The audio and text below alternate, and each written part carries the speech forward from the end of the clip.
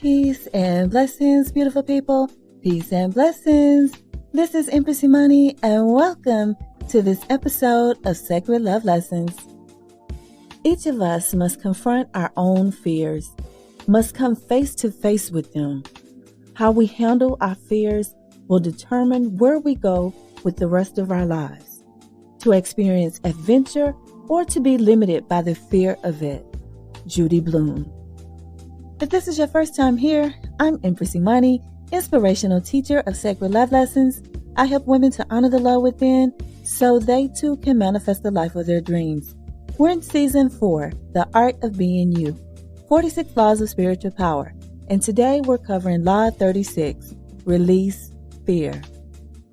Our objective today is to move beyond the feelings of fear and live a successful life. Fear is a natural human emotion that can help us stay safe and avoid danger.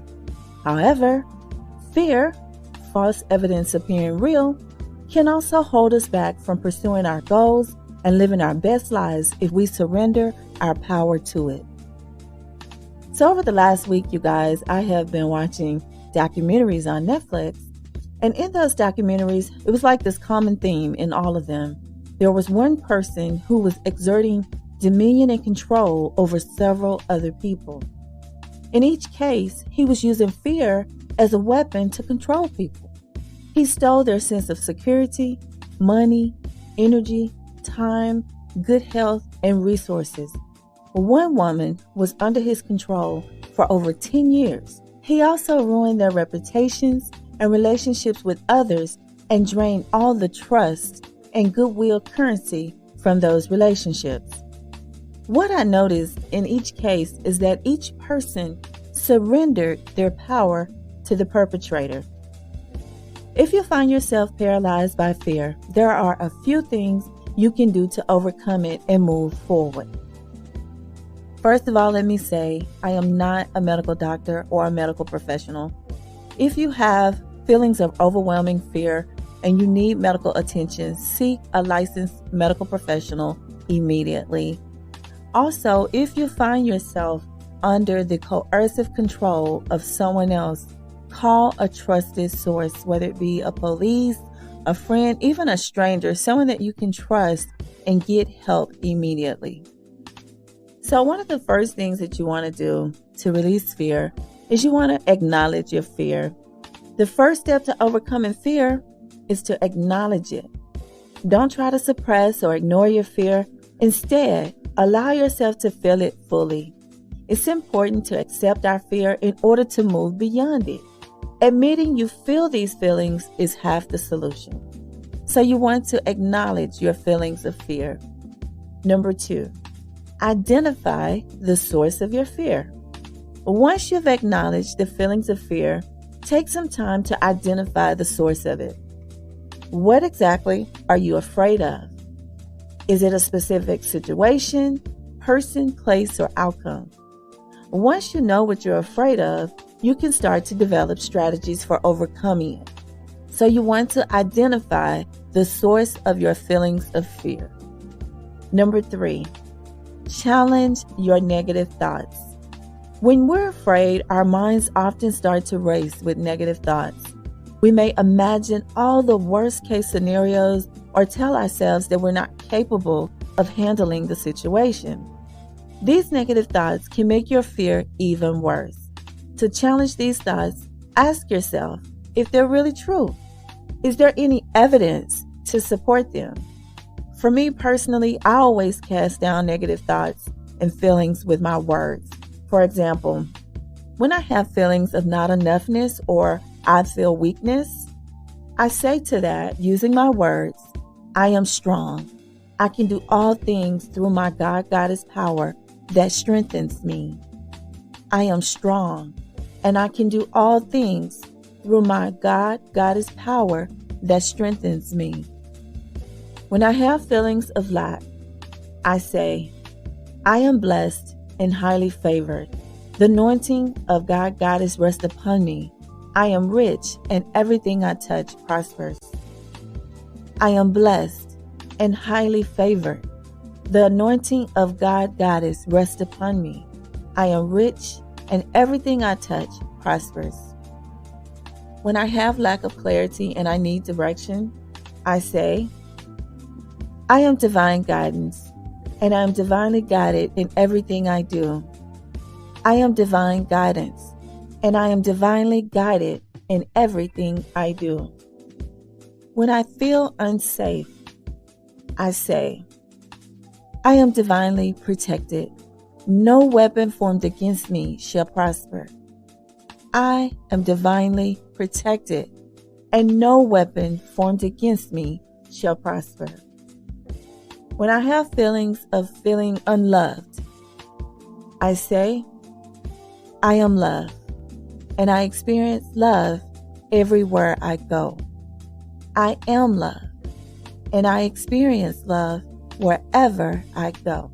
So those are just a few examples of how I cast down negative thoughts and feelings. Number 4, focus on the benefits of taking action.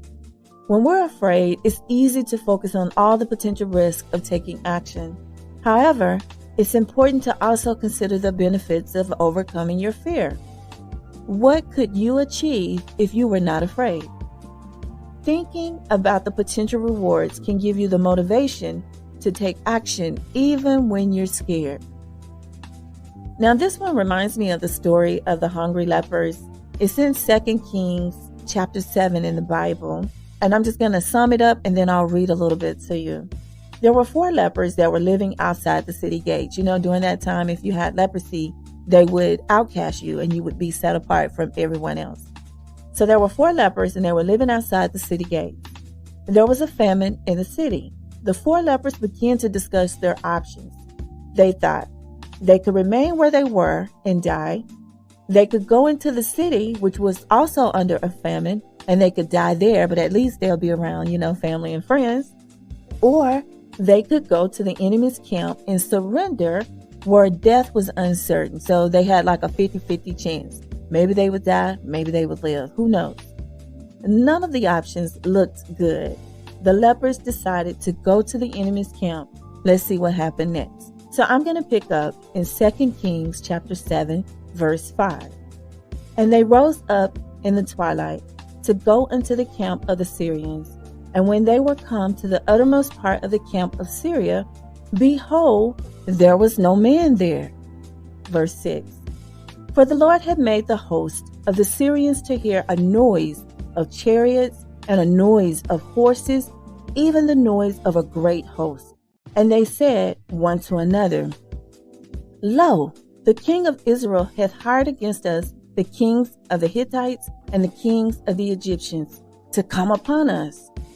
Wherefore they rose and they fled in the twilight and left their tents and their horses and their asses, even the camp as it was, and fled for their life. And when these lepers came to the uttermost part of the camp, they went into one tent and did eat and drink and carried thence silver and gold and raiment and went and hid it. And came again and entered into another tent and carried thence also and went and hid it. So summarizing here, the 4 lepers, they went to the enemy's camp. The enemy thought there was like some big giant force coming against them, right? Their enemies, and they fled for their lives. The lepers found all of the gold, the silver, all the food, the clothes, everything that was left behind by their enemies. And so, after a while, they started feeling a little guilty. So they discussed it among themselves, and then they decided to go back and tell everyone that was back in the city who was experiencing a famine. They told them what had happened, and then the people from the city came out and also enjoyed the blessings. So what did we learn from this story? Well, the first thing that we learn is that you must raise your thoughts. Your reality is shaped by your thoughts. What are you thinking about your situation? I imagine the lepers were thinking first of all, they were hungry. So they were really hungry. They were thinking, man, we can't stay here. We got to do something. They thought, well, we can go where our people are, but they're hungry too. And things had to be really, really bad for them to say, death is the outcome in the first 2 options. Let's at least go see what our enemies are talking about. Maybe they'll have mercy and they won't kill us, and then we could get something to eat. Another thing that we learned from this story is that you have to move on from dead things.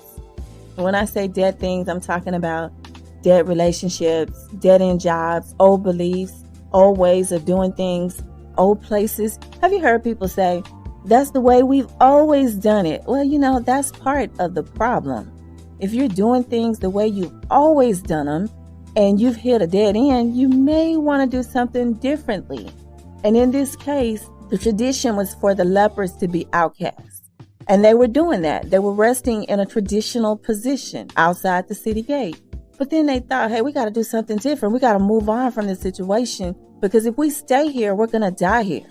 And then they thought, okay, we could go into the city and we can die. At least we'll be around our family and friends and we'll be in a familiar place. But that place was dead too.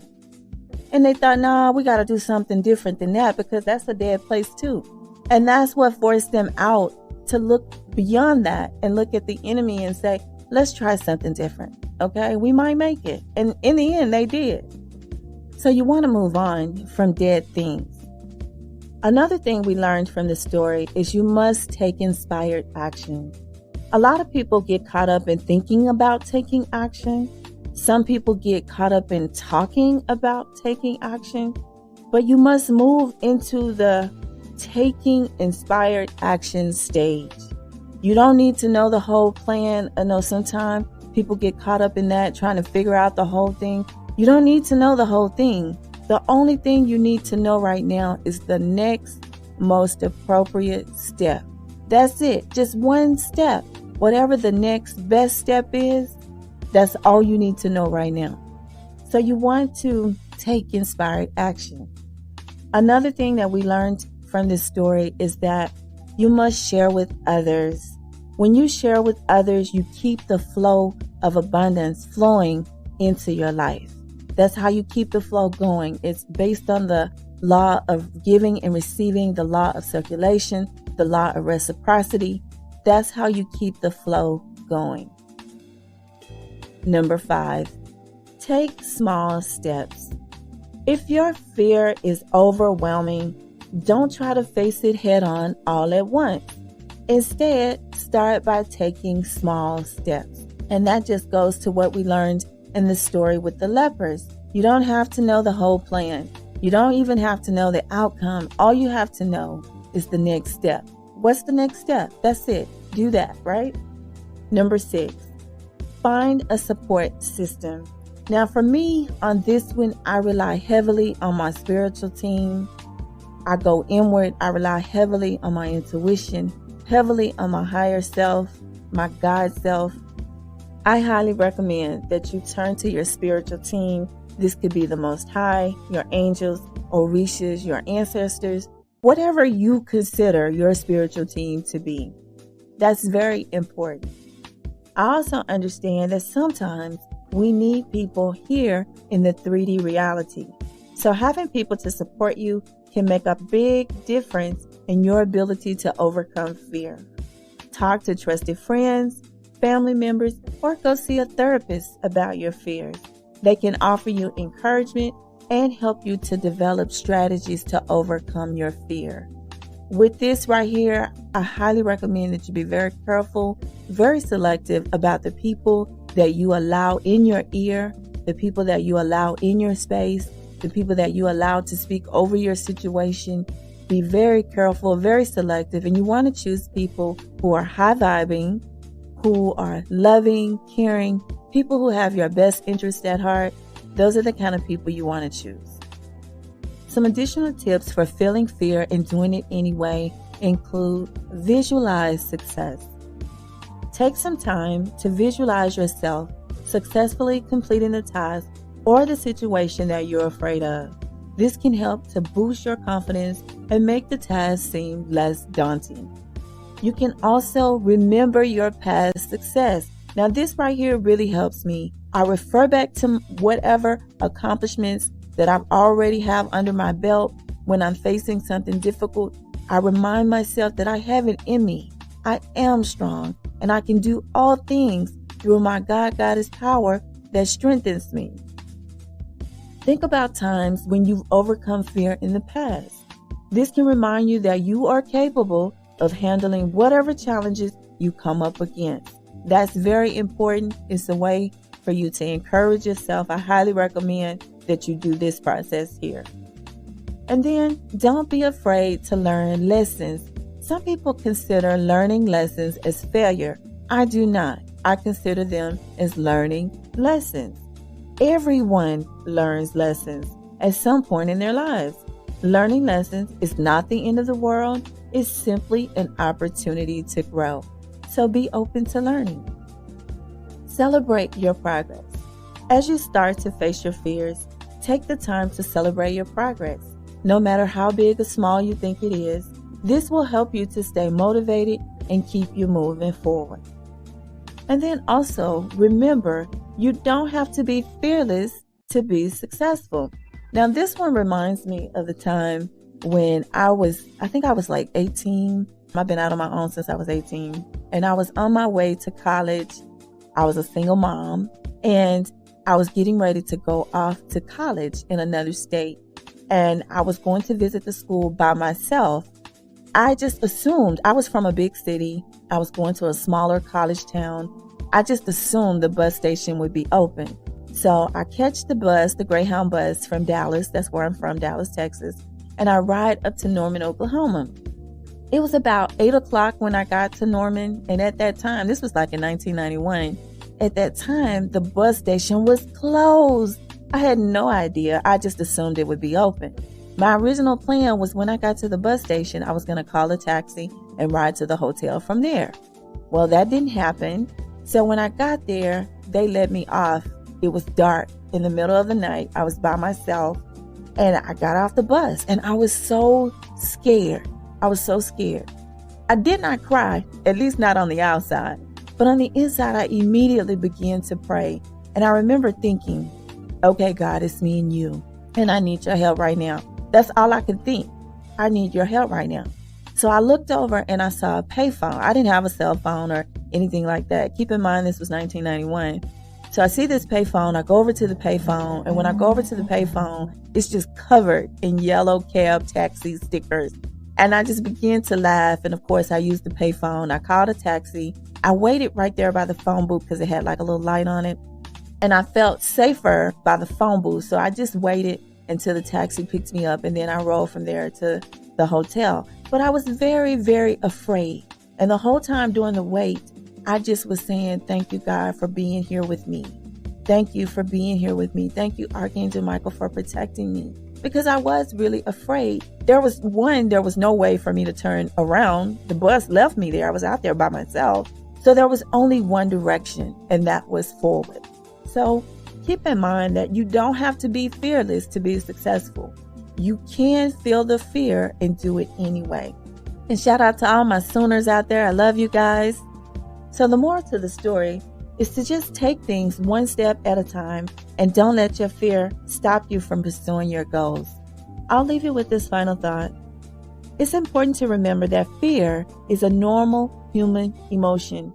Everyone experiences fear from time to time, some more than others. The important thing is to not let your fear control you.